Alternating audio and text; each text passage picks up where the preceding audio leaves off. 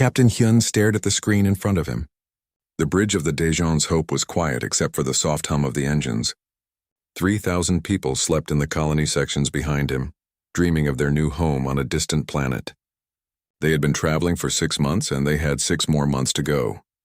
"Captain, I'm picking up something," said Lieutenant Bora from the communication station. She looked young and worried. "It's a distress signal." Hyun leaned forward. "Where?" 2 hours off our current course. "The signal is weak, but I think it's a ship in trouble." Hyun felt his stomach tighten. 2 hours off course meant using extra fuel. It meant delaying their journey. It meant possibly putting his own people at risk. But it also meant someone out there needed help. "Can you identify the ship?" he asked. Bora worked at her console for a moment. "It's a Galactic Council vessel. Diplomatic transport. The message says they've lost main power and life support is failing." Commander Tae-il, the head of security, stepped closer to Hyun's chair. He was a tall man with sharp eyes that missed nothing. "Captain, if we divert course, we'll burn through our fuel reserves. We might not have enough to reach the colony." "How many people are on that ship?" Hyun asked. "The signal says 47 souls aboard," Bora replied. 47 lives. Hyun closed his eyes for a moment. He thought about the 3,000 people sleeping behind him. He thought about the children in the education pods. He thought about the elderly couples who had saved their whole lives for this journey. Then he thought about 47 people dying in the cold darkness of space because no one stopped to help. "Change course," Hyun said. "Get us there as fast as possible." Tae-il didn't argue, but Hyun could see the concern on his face. "I'll prepare a rescue team. And wake up Dr. Minji. Tell her to prepare the medical bay for multiple species. We don't know what kind of aliens we're dealing with." The next 2 hours felt like 2 days. Hyun watched the clock and the fuel gauge with equal worry. When they finally arrived at the coordinates, what they found made his heart sink. The diplomatic ship was broken. One whole section was torn apart, spinning slowly in a field of debris. The hull was cracked in 3 places, leaking air into space. Smaller pieces of metal and equipment floated everywhere, creating a dangerous maze. "How are we supposed to get in there?" Bora whispered. Tae-il was already suited up in his space gear. "Carefully." Very carefully. Dr. Minji arrived on the bridge looking tired but alert. She was small and quick, with steady hands that had saved dozens of lives over the years. "What are we dealing with?" "We don't know yet," Hyun said. "Council species. Could be any of them. I'll do my best," Minji said simply. The rescue took 4 hours. Tae-il and his team went out in small shuttles, navigating through the debris field. They had to cut through 3 different sections of the broken ship. Every moment was dangerous. One wrong move and a piece of debris could tear through a suit or a shuttle. Inside the diplomatic ship they found the aliens. Some were insectoid creatures with hard shells and many legs. Others were covered in scales with large eyes that blinked sideways. There were beings made mostly of water, contained in special suits. There were creatures that looked like walking plants, and things that Hyun couldn't even describe. All of them were scared. Many were injured. Some were unconscious. Tae-il's voice crackled over the radio. "Captain, we've found them. They're in bad shape. We're bringing them over now." The medical bay became chaos. Dr. Minji moved from patient to patient, doing her best with alien biology she had never studied. She had to guess at what was blood and what was supposed to be there. She had to figure out which medicines might work and which might kill. A tall insectoid creature with 4 arms approached Hyun.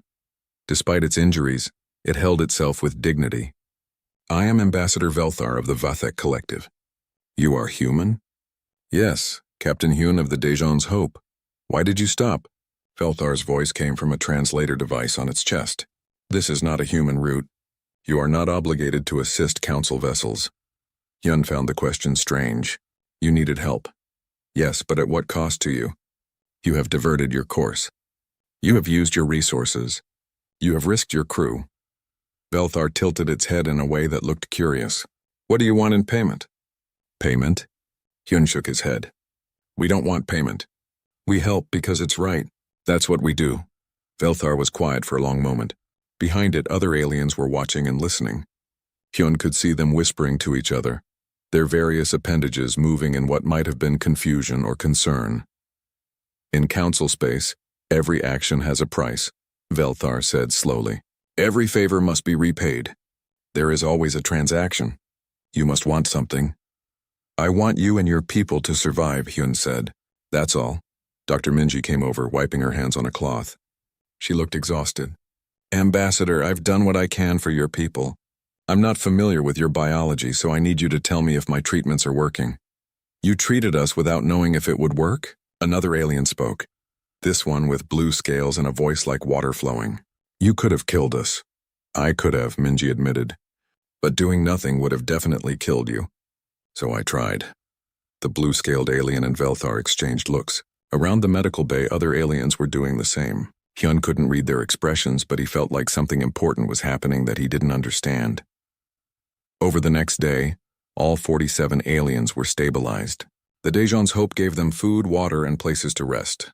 The human crew worked extra shifts to accommodate their guests. Nobody complained, even though everyone knew they were now dangerously low on fuel and supplies. Tae-il came to Hyun's quarters late one night. Captain, I've been doing the calculations.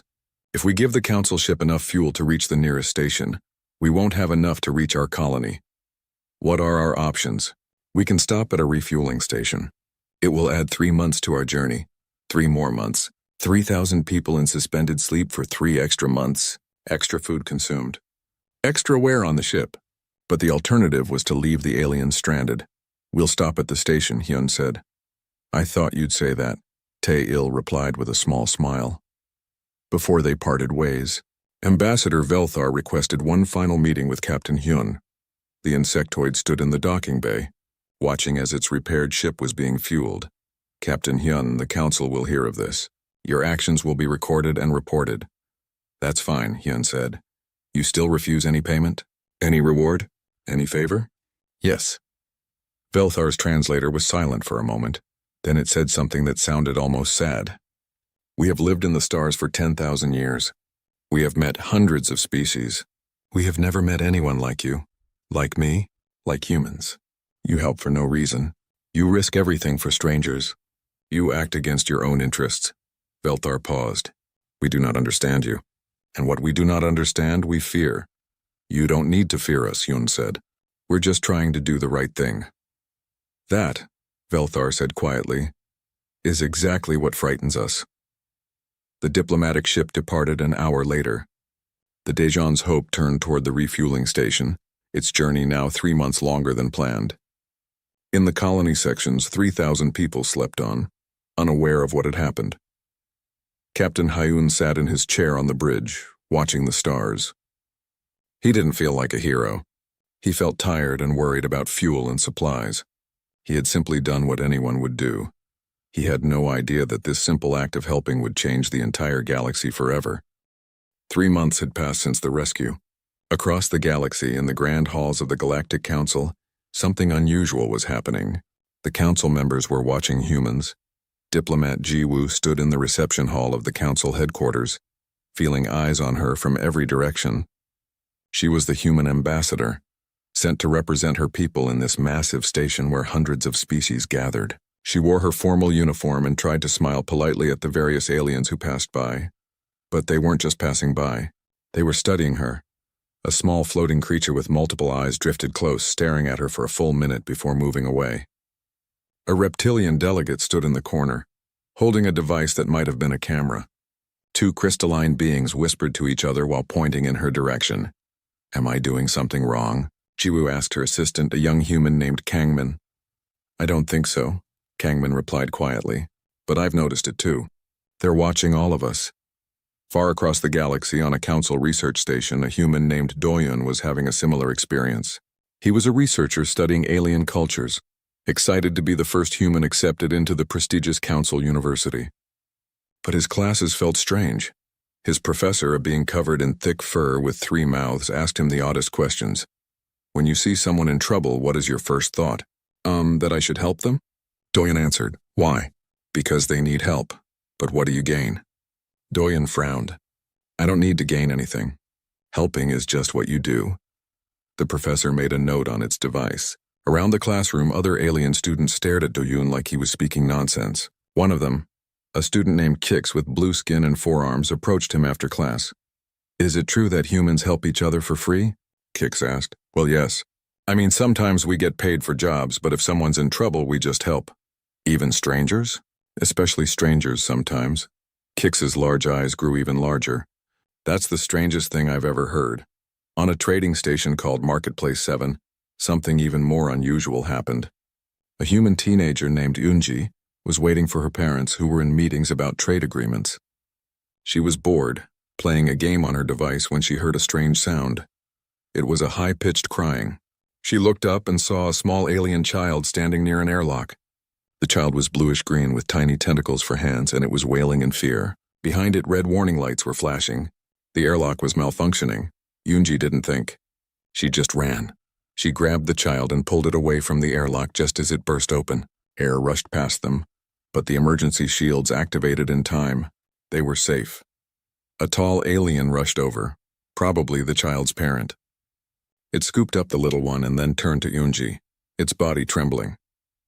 "You saved my offspring. Name your price." "I will pay anything." "Price?" Yunji was confused. "I don't want money." "Is your child okay?" "That's what matters, but you risked your life. You must want something." "I'm just glad everyone's safe," Yunji said with a smile. "Maybe keep your kid away from airlocks." The alien parent stood frozen, unable to process what had just happened. Other aliens nearby had seen everything. They whispered and gestured, some backing away from Yunji like she was dangerous.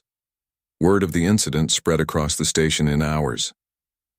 High above all these events, in a secure office that few knew existed, a reptilian being named Nixtal was compiling a report.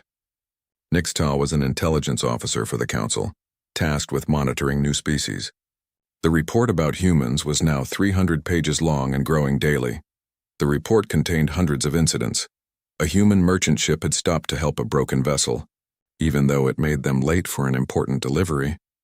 They lost a valuable contract but seemed unconcerned. Human doctors volunteered at disaster sites on alien worlds, working without pay and often using their own money for supplies. A human engineer on a council station had fixed a broken water system.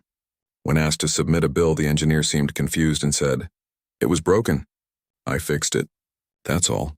Human families were adopting alien children who had lost their parents, not for any benefit but simply because the children needed homes. Most disturbing to Nixtal was a pattern they couldn't explain. Humans formed emotional bonds with almost anything. They treated alien crew members like family. They gave names to their ships and talked to them. They even cared about small animals that served no purpose. Nixtal wrote in the report, "Humans appear to lack the standard survival instincts present in all known species. They prioritize the welfare of others, including strangers and even other species, above their own safety and resources. This behavior does not fit any psychological model we have. Recommendation: continued observation. Possible threat level: unknown." The report went to the High Council, a group of the oldest and most powerful beings in the galaxy. They read it in silence. One of them, an ancient being called High Scholar Kryn, spoke in a voice like bubbling water. "What do they want?" "There must be something. No species acts this way without reason." "Perhaps they're planning something," suggested another council member. "Being kind to gain trust, then they'll strike." "For 6 months we've watched them," said a third. "No strike. No demands, just helping." "Doesn't make sense," Kryn said. Meanwhile, a wealthy merchant named Korv was doing his own investigation. Korv had made his fortune by understanding what people wanted and giving it to them for a price. He had traded with hundreds of species across thousands of worlds. But humans confused him. He had offered a human trader a deal that would make them rich. The human refused because the deal involved taking advantage of a struggling colony.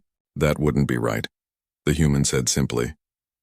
Korv had offered a human scientist access to rare research materials in exchange for classified information. The scientist refused and seemed offended by the very suggestion. He had even offered a human ship captain safe passage through dangerous space in exchange for a simple favor. The captain said, "I don't need to owe you a favor, but thanks anyway." Korv couldn't understand it. Everyone wanted something. Everyone had a price. But humans kept refusing deals, refusing payments, refusing favors. They helped for free, worked for causes they believed in, and seemed genuinely happy when others succeeded. He decided to visit a human station to investigate further. The station was called Harmony Point, a small outpost near human space. When Corv arrived, he immediately noticed differences. The station was clean but not fancy. The people greeted each other warmly. There was music playing in the common areas, something Corv had never seen on a functional workstation. He watched a human mechanic help an alien fix their ship.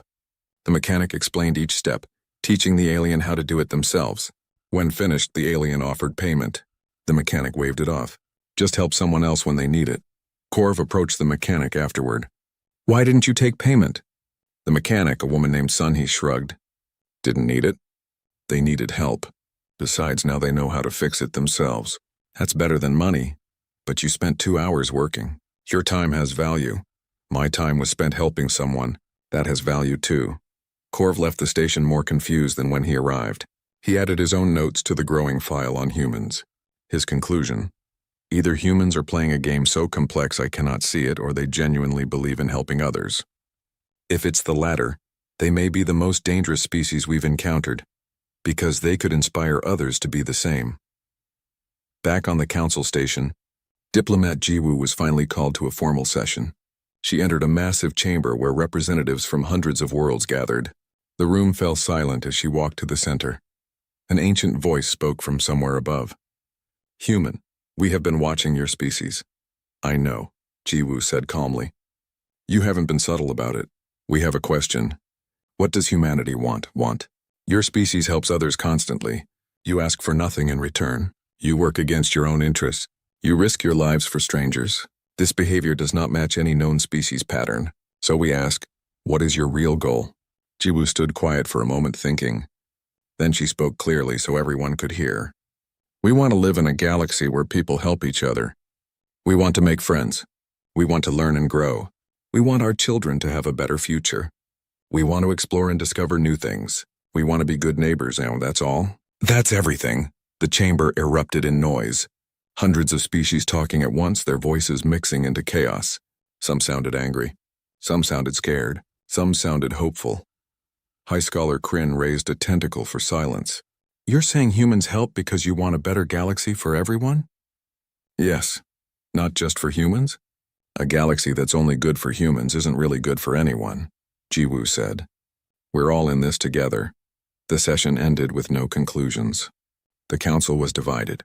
Some wanted to embrace humanity. Some wanted to isolate them. Some wanted to study them more. But as Jiwoo left the chamber, a young alien approached her. It looked like a mix between an insect and a bird, with delicate wings and multiple eyes. "Ambassador Jiwoo? My name is Hana. I'm the daughter of Ambassador Velthar, the one your Captain Hyun saved." "It's nice to meet you, Hana. I wanted to say thank you, not just for saving my parent." The message came through on a standard repair request. Engineer Junho read it twice, checking the details. A border station called Epsilon 7 needed urgent repairs to their environmental systems. The job would take 3 days, maybe 4. The pay was decent. Everything seemed normal. "Looks straightforward," said pilot Soyeon, reviewing the same message.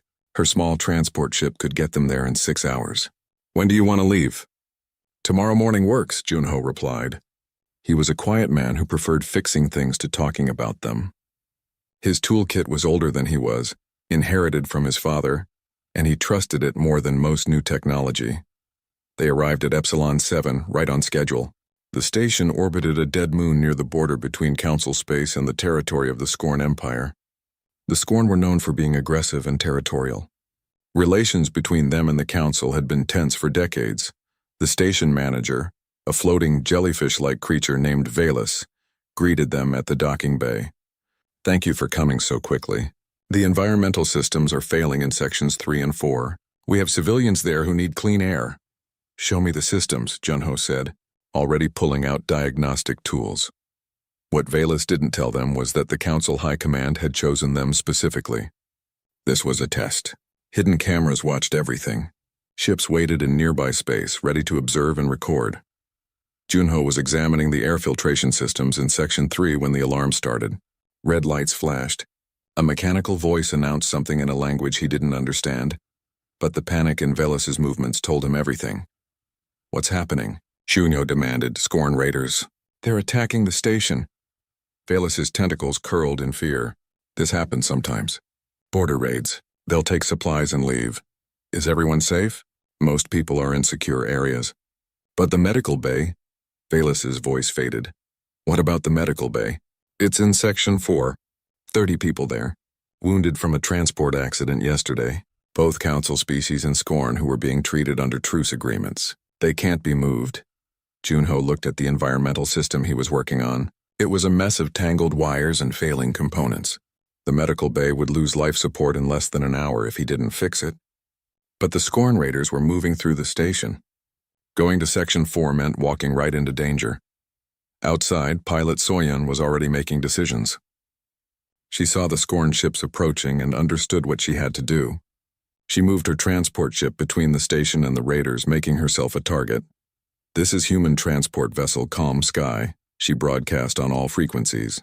"I am unarmed and I am not leaving. There are wounded people on this station who need protection." Inside the station, Junho ran toward Section 4 with his toolkit. Velas floated after him, trying to keep up. "You should hide. The Scorn will kill you." "People will die if I hide," Junho said simply. He didn't feel brave. He felt scared and his hands shook. But he kept moving. In the council observation ship hidden nearby, High Scholar Kryn watched the screens with growing disbelief. The human is running toward danger, not away from it. "Maybe he doesn't understand the situation," suggested another observer. "His biosigns show elevated stress. He knows he's in danger. He's going anyway." Junho reached Section 4 just as a group of Scorn warriors burst through another entrance. They were large creatures covered in thick armor-like skin, with forearms and faces that looked designed for combat. Their weapons were raised and ready. The lead warrior, whose armor marked him as war leader Krath, saw Junho and stopped. He barked something in the Scorn language. Junho held up his hands, showing his toolkit. "I'm just here to fix the life support. There are wounded people in the medical bay.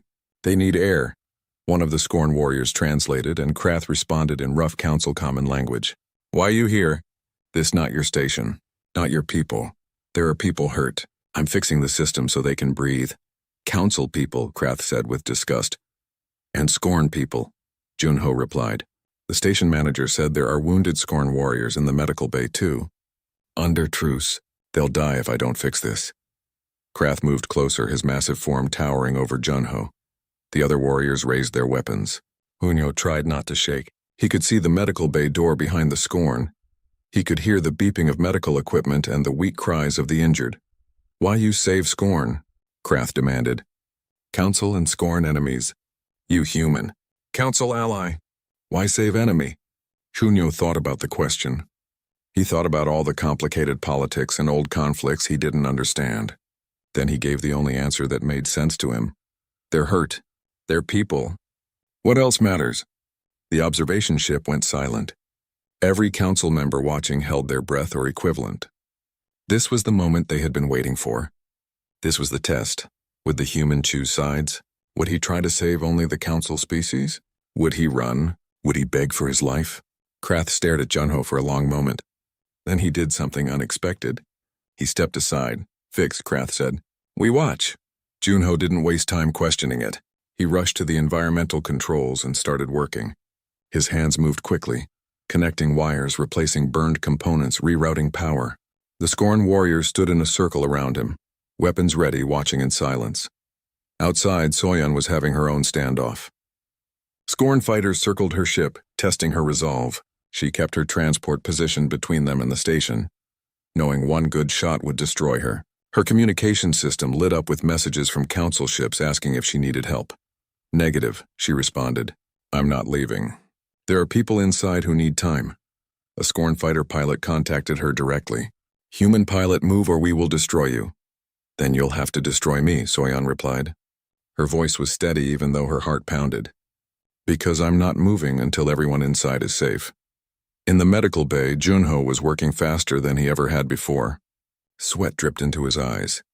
His fingers were cramped, but he could see the wounded in their beds, council species and Scorn warriors lying side by side, all equally helpless and hurt. A young Scorn warrior, barely more than a teenager by the size of its armor, watched Junho closely. It said something in Scorn. One of the adults translated. "Young fighter asks why you sweat to save Scorn when Scorn would not save you." Junho didn't look up from his work. "Maybe Scorn would save me. I don't know." But I know what kind of person I want to be. I want to be someone who helps. The environmental system kicked back on with a hum. Fresh air began flowing through the vents. The medical equipment stabilized. The wounded began breathing easier. Junho sat back exhausted. It's fixed. They'll be okay now. War leader Krath lowered his weapon. He spoke in his own language for a long moment, and the translator device took time to catch up. In all my years of war, I have seen much hatred, much violence, much death. I have never seen this. I have never seen someone risk their life for their enemy's enemy for no gain. I didn't do it for gain, Junho said quietly. I did it because it was right. What you want for this debt? Krath asked. Name anything. I give. Junho looked at the war leader, then at the wounded warriors, then back at Krath. He thought about his own exhaustion, his fear, the fact that he could have died today. Then he said something that would be quoted across the galaxy for generations to come. I want you to do the same for someone else someday. That's all. Krath stood perfectly still. The concept was so foreign, so strange that he couldn't immediately process it. In Scorn culture, every debt must be repaid. Every favor has a price. Every action has a reaction. But this human was asking for nothing except a promise to help others? I not understand, Krath admitted. If someone needs help someday and you can help them, then help them. Don't do it because you owe me. Do it because it's right. That's how you repay me. On the observation ship, High Scholar Kryn turned to the other council members. Did you see that? Did you all see that? The human saved both sides, one member said in awe, even when it was dangerous, even when he gained nothing. He asked for nothing in return, just that the Scorn help others in the future. Council Arbiter Thelmos, the ancient being who had evaluated 60 species over 800 years, spoke in a voice filled with wonder. They don't have an angle. They genuinely believe in helping. By the ancient void, they actually mean it. The test was over. The Scorn Raiders withdrew peacefully, taking their wounded warriors with them. Before leaving, Krath approached Junho one final time. Human Junho, you strange. You weak, you scared, I see you shake. But you come anyway. You help anyway. You save Scorn anyway. Krath placed one massive hand on Junho's shoulder, careful not to hurt him. Maybe Scorn wrong about soft species. Maybe strong not just about weapons and armor. Maybe strong also about this. He pointed at Junho's chest where his heart was. After the Scorn left, Junho and Soyeon sat in their transport ship, too exhausted to move. Velas came to thank them, bringing medical supplies and food. The council will hear of this, Velas said. They were watching. This was a test. A test? Soyeon looked angry. They put us in danger on purpose? To see what humans would really do when faced with difficult choices. When there was no benefit to helping.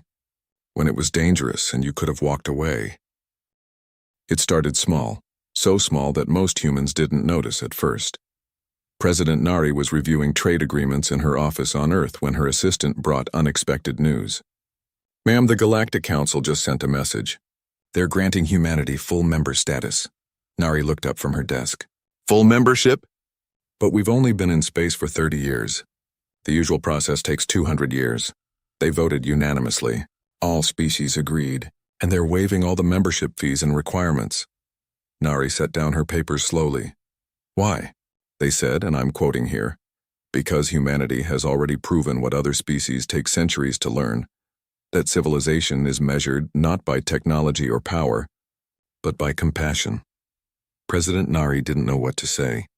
Full council membership meant access to advanced technology, protected trade routes, mutual defense agreements, and diplomatic representation across hundreds of worlds. Species fought for centuries to earn such status, and humans were being given it for free. There must be a catch, she said. That's what I thought too. But I've read the agreement 3 times. There's no catch. They genuinely want us as full members. Across space on trading stations and diplomatic outposts, the change was immediate. A human merchant named Jinwoo arrived at a market on Station Meridian 5 to buy supplies. The Vathek shopkeeper looked at him for a long moment, then started packing goods without asking for payment. Wait, how much do I owe you? Jinwoo asked. Nothing, the shopkeeper said. Your Captain Hyun saved my cousin, Ambassador Velthar. Your people help without asking for anything, so I give without asking for anything. But you're running a business, and I run it better when I remember what your people showed us. that some things matter more than profit. Similar scenes played out across the galaxy. A human student applied to a prestigious university and was accepted immediately with full scholarship. A human research team was given access to technology previously restricted to Council species only. Human ships were granted safe passage through territories that had been closed for generations. General Minho, the head of Earth's defense forces, received a message from the Scorn Empire. He read it 3 times, certain it was a mistake. They want to exchange military observers? He asked his staff. Yes, sir. The Scorn say they want to learn from our moral combat doctrine. We don't have a moral combat doctrine. We just try not to kill people unless we absolutely have to. That's what they want to learn, sir. War Leader Krath wrote a personal note. He says watching Engineer Junho save Scorn warriors showed him that strength isn't just about winning fights. It's also about choosing when not to fight. Minho shook his head in disbelief. The Scorn were the most militaristic species known. They had been fighting the Council for 50 years. And now they wanted to learn peacekeeping from humans? Meanwhile, Ambassador Velthar had become humanity's strongest advocate in the Council. The insectoid diplomat spoke at every major gathering, telling the story of being rescued over and over. They used their last fuel to save us, Velthar said at one such gathering. They delayed their colony by 3 months. They gave us their food and medicine. They risked their lives, and when I asked what they wanted in return, their captain looked confused by the question. Confused, as if helping was so natural that expecting payment didn't even occur to him. The story spread, and with it something changed in the galaxy. Young aliens like Hana began organizing groups based on human philosophy. The New Way movement spread from world to world. They started with simple acts, helping strangers, sharing resources, volunteering for community projects. At first, older aliens dismissed it as youthful idealism, but then something interesting happened. Crime rates dropped on stations where the New Way was popular. When people helped each other freely, there was less theft, less violence, less desperation. Communities became stronger. People were happier. 300 species signed something called the Compact of Consideration, a treaty based on human principles of helping others. It wasn't legally binding. It was just a promise to consider others, to help when possible, to make decisions based on compassion as well as logic. Merchant Prince Korv, who had spent months trying to understand humans, showed up at Earth with a fleet of cargo ships. President Nari met him at the orbital station.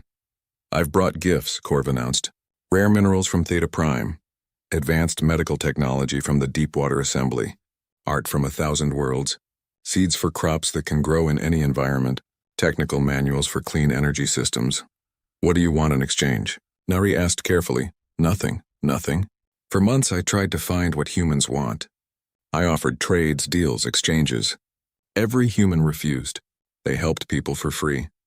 They worked for causes they believed in. They shared knowledge freely. Korv's many eyes looked directly at her. "I finally understand. You don't want things. You want a better galaxy, so I'm helping make one. That's what you do, yes? You help?" Nari felt emotion well up in her throat. "Yes, that's what we do." The gifts kept coming. Technology that would have taken humans centuries to develop was shared freely. Trade routes opened. Diplomatic doors that had been closed for generations swung wide. And humans didn't know what to do with it all. Captain Hyun, the man who started it all, was awarded the Star of Unity at a massive ceremony on the Council homeworld. 10,000 species sent representatives. Billions watched across the galaxy. He stood on a stage in front of more beings than he could count, wearing his old captain's uniform because he didn't own anything fancier. When it was his turn to speak, he walked to the podium and looked out at the impossible crowd. Dr. Minji and Commander Tai Il stood beside him, equally overwhelmed. "I don't know what to say," Hyun began honestly. "We just helped some people. We saw someone in trouble and we stopped. That's all." "That's everything," Ambassador Velthar called from the audience. Hyun nodded slowly. "Maybe. I've been thinking about why this matters so much to everyone. I think it's because we're all tired. Tired of calculating every interaction. Tired of turning everything into a transaction. Tired of asking what's in it for me." Before we help someone, the massive crowd was silent, listening. "Humans aren't special," Hyun continued. "We're not better than anyone else. We just decided a long time ago, after many terrible mistakes, that we wanted to be better than we were. We wanted to build a world, now a galaxy where people help each other. where kindness isn't weakness, where doing the right thing matters. He paused, looking at Dr. Minji, who nodded encouragingly. If this ceremony, this award, this attention on humanity accomplishes anything, I hope it's this. I hope everyone goes home and just helps someone tomorrow. Not because you owe them, not because you'll get something back, but because it's right. Because they need help and you can give it. That's all we ever wanted, a galaxy where people help each other. The applause started with the humans in the audience, then spread like a wave through the entire gathering. Thousands of species making thousands of different sounds of approval, all creating one massive roar of agreement, but not everyone was celebrating. In quieter corners of the galaxy, other conversations were happening. Some species felt threatened. Their entire social structures were based on careful transactions and obligations. If everyone started helping for free, what happened to their power systems? Some felt their cultures were being erased. The new way was popular with young people, but it seemed to ignore thousands of years of tradition and cultural values, and some simply couldn't accept it. A species called the Krev, who had built their civilization on strict hierarchies and careful debts, saw the human influence as dangerous. Their leader, an ancient being known as Dissident Leader Krev, began speaking out. They're changing us, Krev warned at council sessions, making us all think like humans. Where's the respect for our own ways? Our own cultures? Krev's words found support among older, more traditional members of various species. A counter-movement began forming, not hostile to humans exactly, but resistant to the changes they were inspiring. Dr. Minji watched all of this unfold and felt troubled. She began writing, trying to process what was happening. Her writing turned into a book. She called it The Burden of Being Human. In it, she wrote honestly about the difficulties humans were facing, about the pressure to be perfect, about the fear of disappointing everyone who now looked to humanity as an example, about the reality that humans made mistakes constantly. We're not saints, she wrote. We're people trying our best. Some days we succeed. Some days we fail. We get angry, we get tired, we make bad choices. We're learning too. And if the galaxy expects us to be perfect, they'll be disappointed. All we can do is keep trying to be better than we were yesterday. The book became the most read document in galactic history, not because it glorified humans, but because it humanized them. It showed that being good wasn't easy, that choosing kindness was a constant struggle, that failing didn't mean giving up. President Nari read the book and felt its weight. She called a meeting of her advisors, including General Minho and Ambassador Jiwoo. We've been given a gift, Nari said. Technology, friendship, respect. But with it comes responsibility. The galaxy is looking to us as moral leaders. That's a heavy burden. Too heavy? Jiwoo asked. 18 months after Captain Hyun saved 47 alien diplomats, the galaxy was a different place. On a space station called Harmony 7, a crime happened. A robbery. But what happened next was new. 3 witnesses, all different species, didn't just report it to security. They actually stopped the thief themselves, carefully and without violence. Then they helped the thief get a job because, as one of them explained, they stole because they were hungry. We can fix that. This kind of thing was happening everywhere. Crime rates across council space had dropped by 40%. Not because of better security, but because people were helping each other before desperation led to crime. Young Hana's New Way movement had grown beyond anything she imagined. 4 billion followers across 600 worlds. They weren't organized in a traditional sense. There were no leaders, no headquarters, no rules. Just people choosing to help others freely, but not everyone was happy about it. Dissident Leader Krev stood before the Galactic Council, their form radiating anger and frustration. Look at what's happening. Our young people reject their traditions. Our economic systems are failing because nobody wants to charge fair prices anymore. Our social structures are collapsing because everyone thinks they can just help whoever they want without respecting proper hierarchies. The council chamber was full. This was the most important session in decades. On one side stood those who embraced the changes humanity inspired. On the other stood those who resisted. Ambassador Velthar spoke for the supporters. Crime is down. Happiness is up. Species that have been enemies for centuries are cooperating. Young people across the galaxy have hope again. How is this bad? Because it's not our way, Krev shouted. For 10,000 years, my people have lived by strict codes of honor and obligation. Every debt must be recorded. Every favor must be repaid. It's not just economy, it's who we are. And now young Krev refuse to follow our ways because they've seen humans give things freely. Our culture is dying. The chamber erupted in argument. Hundreds of species shouting at once. Some agreed with Krev, some opposed. The noise was deafening. On Earth, President Nari watched the broadcast with a heavy heart. She knew this was coming. Change always brought resistance, but seeing species fight because of something humans started was painful. We never wanted this, she said to her advisors. We just wanted to help. I know, Ambassador Jiwoo replied softly. She had returned to Earth for emergency consultations, but our actions had consequences we didn't predict. That's the responsibility we have to face now. The resistance movement wasn't just about culture. Economic systems were struggling too. For thousands of years, galactic commerce had been based on precise exchanges. You gave this, you got that. Every transaction was calculated and recorded. But now, more and more people were giving things freely or asking for less than items were worth. Merchants didn't know how to price goods anymore. Banks struggled with the concept of interest-free loans that humans were encouraging. Merchant Prince Kor found himself in a strange position. He had embraced human philosophy and given away vast wealth. But now other merchants were asking him how to run a business when people kept giving things away. You still charge for things, Korv explained at a merchant council meeting, but you also help when you can. You find a balance. If someone truly needs something and can't pay, you help. If someone can pay but chooses not to, that's different. Use judgment. But who decides what's truly necessary? Another merchant asked. Humans seem to think everything is necessary if someone needs it. Korv had no good answer. The truth was, even humans were still figuring this out. Meanwhile, on stations and planets across the galaxy, other problems emerged. Some humans were being put on pedestals they didn't want. A human scientist named Kyung-ho found himself unable to do his research because aliens kept asking him for moral guidance. I'm a biologist, not a philosopher, he protested. I don't have answers to your ethical questions. But they kept asking anyway, because humanity had become a symbol, and symbols are heavy to carry. Dr. Minji's book, The Burden of Being Human, had helped some people understand that humans weren't perfect, but others chose to ignore it. They wanted heroes, not complicated people trying their best. Captain Hyun was dealing with the same thing on the colony world. Ships arrived constantly, bringing aliens who wanted to meet the man who started everything. He had just wanted to be a farmer on a new world. Instead, he was a celebrity. I don't know what to tell them, Hyun confessed to Dr. Minji during one of their regular calls. They ask me how to live their lives. I don't know how they should live. I barely know how to live my own life. Tell them that, Minji suggested. Tell them you're just a person.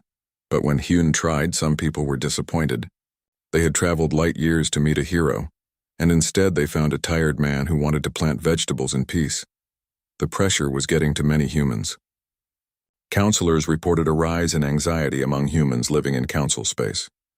They felt they couldn't make mistakes, couldn't be rude even on a bad day, couldn't be selfish even in small ways, because everyone was watching. A human teacher named Jisoo wrote an essay that went viral. We didn't sign up to be perfect.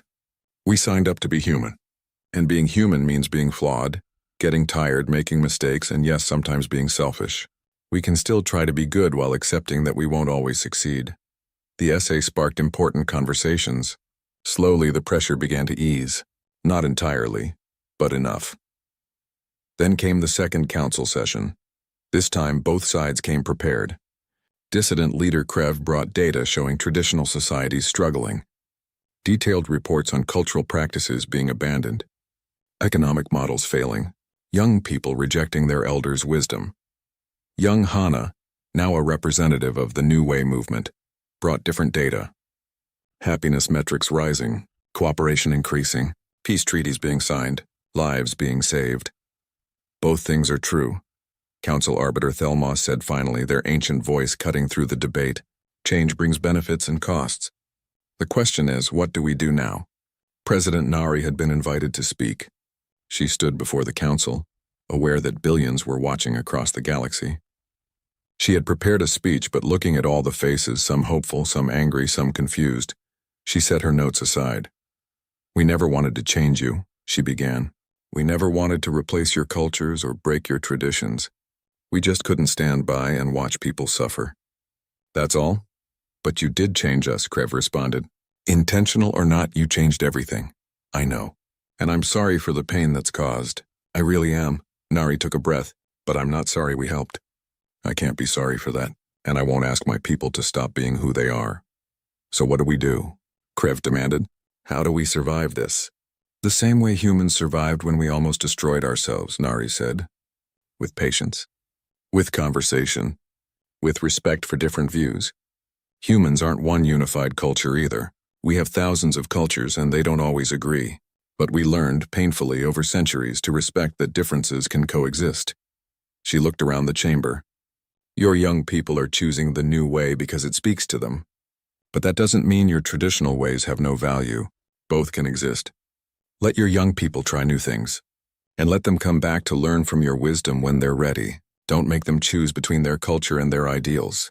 Let them have both." Krev was quiet for a long moment. "Then, that's easy to say, harder to do." "Everything worth doing is hard," Nari agreed. "Humans made so many mistakes learning this. We nearly destroyed ourselves multiple times. We're still making mistakes now, but we keep trying. That's all we can do. Keep trying, keep talking, keep respecting each other even when we disagree." Young Hana stood up then. She was nervous, just a young person speaking before the most powerful beings in the galaxy. But she had something important to say. "Dissident leader Krev, I am Krev, my parent is Krev. I follow the new way because it makes sense to me. But I also study our ancient texts.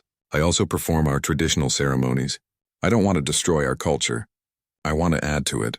I want us to be Krev who also knows how to help others freely. Why can't we be both?" Her words hung in the air. Simple words from a young person who just wanted her culture to grow instead of staying frozen in the past. Dissident leader, Krev looked at Hana for a long moment. When they spoke, their voice was softer. "Perhaps we old ones fear change because we've seen so much stay the same. Perhaps we forget that cultures always evolve." The session ended without clear resolution. But it ended with understanding, with both sides willing to keep talking. Over the following months, a new balance emerged. Traditional societies adapted, finding ways to honor their heritage while allowing new practices. Economic systems adjusted, mixing transaction-based commerce with community support. Young people learned to respect traditions while still choosing kindness. It wasn't perfect. There were still arguments, still tensions, still problems. But there was also more helping, more cooperation, more kindness than the galaxy had seen in 10,000 years. 50 years later, a historian named Subin was writing the definitive account of what humans called the Gratitude Wave.